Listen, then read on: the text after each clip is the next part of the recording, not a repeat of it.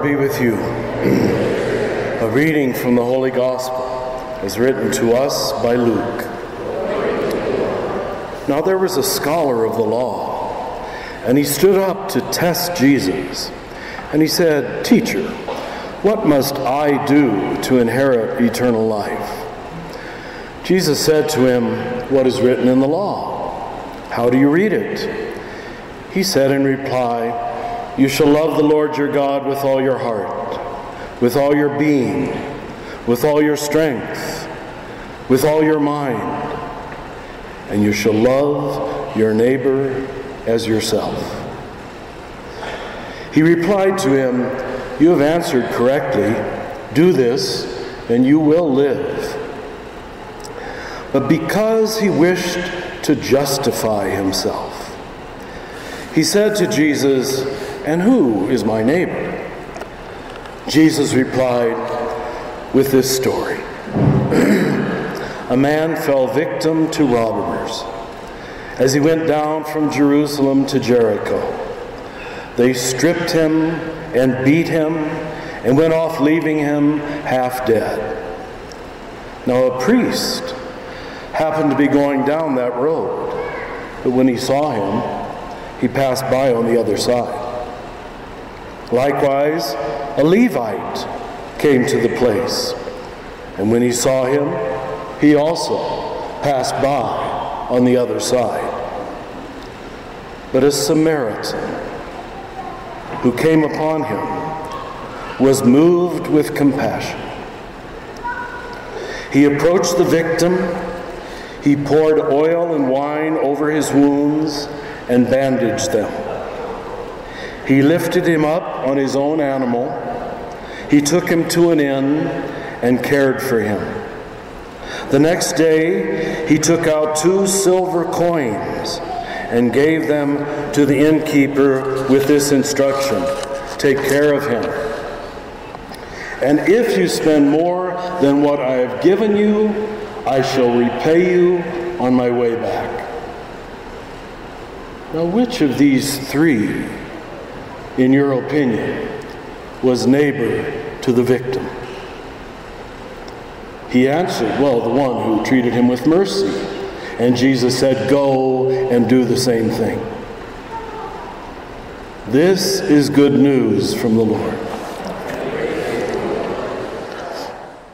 Brothers and sisters, the mind operates in a binary way. It loves to divide. It automatically divides the world into us and them. That's the way stupid people like to think. And if you don't grow up, and a lot of people don't, you interpret the whole of your life, and I mean the whole of your life, between us and them. And the work of religion, as we see in this magnificent gospel, which is assumed to be one of those directly from Jesus, we see Jesus totally undercutting that. It's one of his boundary-crossing teachings. So given the events of the last week, let's apply this story. We have a poor black man lying in a ditch. The chief of police walks on the other side. The local lieutenant walks on the other side. And a poor old white cop, in fact, cares for him almost to excess. This is a different kind of universe. This is a very different kind of world. And unfortunately, it's not the world we live in, as you've seen. And in fact, if we're going to call ourselves a Christian country, and that becomes more and more laughable, we see that religion hasn't really been much help here. And this is revealed also in this gospel. Because this prejudice between Jews and Samaritans is total. They have nothing to do with one another, but it's backed up by cheap religion, which tells them they should not have anything to do with one another. And in fact, the Jewish person obeying the law, and that's all the priest and the Levite are doing, They back it up with what's called ritual impurity. We have all kind of people we're not supposed to talk to or love or invite to our house for dinner. Gay people, people from another country, maybe immigrants, people of a different race. We've all got these stupid boundaries. And unless you've met God, you don't know any better. You actually think that's the shape of the world. And you think it's God's will. So this good priest, this good Levite, I guess the Levite is sort of the deacon, sorry Eddie, they just not only do not care for him, but keep their distance. They walk on the other side to maintain their religious purity. Give me a break. This is what cheap religion is about.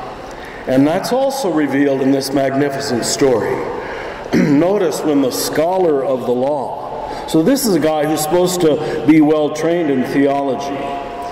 After he answers the question somewhat correctly, it says, because he wished to justify himself.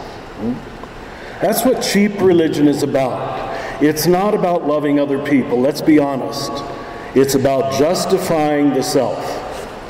How can I think of myself as holier than thou? How can I think of myself as saved or superior or right, and you as wrong? That is the basis for almost all of the stupidity and violence in our world. And we have a lot of it. Brothers and sisters, after all is said and done, how do you show that you love God with all your heart, with all your being, with all your strength, with all your mind? Is it by coming to church? Maybe. But I don't suppose God really needs you to be sitting here right now. I mean, you're not doing any favor for God by coming to church. I hope you know that. A lot of people don't. Is it by obeying commandments? Well, these people thought they were obeying commandments too. When it comes down to it, there's only one simple way to show your love of God, and that is to love your neighbor as yourself. That's the only practical way to do it.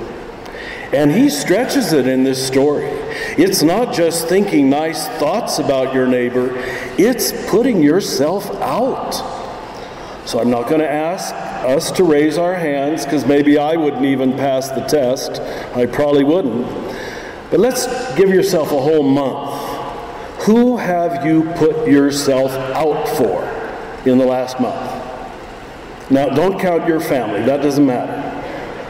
That doesn't matter. I assume that. Is there anybody outside of your ethnic group, anybody outside of Holy Family Parish, anybody outside of nice white or Latino middle class that you have put yourself out for? And that's the point of this story. He approached the victim. He was moved with compassion. He poured oil and wine over his wounds. He bandaged them up. He lifted him up on his own animal. He took him to the inn, and there he cared for him. The next day he took out 2 silver coins. He gave them to the innkeeper and said, take care of him. I mean, I would have stopped right there. But then he has to do more. If you spend more than what I have given you. Now notice, he doesn't owe this guy anything. In fact, he's supposed to hate him because he's a Samaritan. He's an immigrant. He's a Mexican. He's someone from somewhere else. He's a black person. He's a wrong person. He's a Protestant. He's a gay person. Think up your excuse. The ego always will. He will think up some excuse to be hateful. And brothers and sisters, if the Christian religion and this country doesn't grow up very quick in the ways of spirit, I don't think we have much of a future. This is going to continue in ever different forms. But what you and I have to say, who have now heard this gospel, is it has to start with me tomorrow, who am I going to boundary cross with? Who am I going to put myself out for that I don't have to? That is your neighbor. And that shows, in fact, I believe it's the only way to show that you really do love